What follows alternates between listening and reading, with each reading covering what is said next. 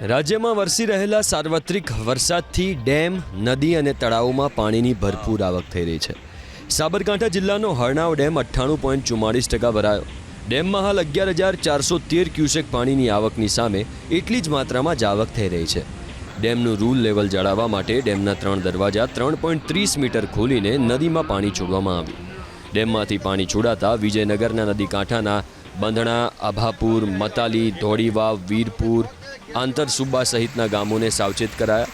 તો ગુહાઈ ડેમમાં 1,194 ક્યુસેક પાણીની આવક થતાં 82.65% ભરાયો છે, જ્યારે 4,315 ક્યુસેક પાણીની આવક થતાં હાથમતી ડેમની જળસપાટી વધીને 89.43% થઈ.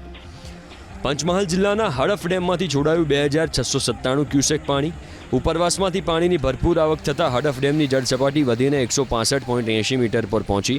ડેમની જળસપાટી વધતા હડફ ડેમનો એક દરવાજો ખોલીને હડફ નદીમાં પાણી છોડવામાં આવ્યું. દાહોદનો માછણનાળા ડેમ સંપૂર્ણ ભરાયો. ડેમ સંપૂર્ણ ભરાતા હાલ નદીમાં પાણી છોડવામાં આવી રહ્યું છે, જેને લઈને નદી કાંઠાના વિસ્તારોને પણ એલર્ટ કરી દેવામાં આવ્યા છે. એટલું જ નહીં, સાવચેતીના ભાગરૂપે પોલીસનો પણ બંદોબસ્ત ગોઠવી દેવામાં આવ્યો છે. અમદાવાદના વાસણા બેરેજમાંથી 50,000 ક્યુસેક પાણી છોડાતા ખેડા જિલ્લામાંથી પસાર થતી સાબરમતી નદીનું રૌદ્ર સ્વરૂપ. સાબરમતી નદીમાં ઘોડાપુરની સ્થિતિ સર્જાતા નદી કાંઠાના નીચાણવાળા વિસ્તારોમાં પાણી ફરી વળ્યા. સપ્તનદી સંગમમાં પણ નદીનું રૌદ્ર સ્વરૂપ જોવા મળ્યું. તો ખેડા જિલ્લાના 14 જેટલા ગામ અને અમદાવાદ જિલ્લાના ધોળકા તાલુકાના 12 ગામોને એલર્ટ કરાયા.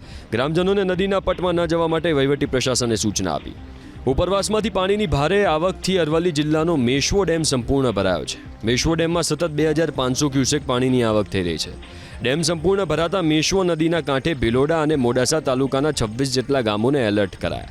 અરવલ્લી જિલ્લાના માજુમ ડેમમાં 1,848 ક્યુસેક, વાત્રક ડેમમાં 1,050 ક્યુસેક, વૈડી ડેમમાં 150 ક્યુસેક પાણીની આવક થઈ રહી છે.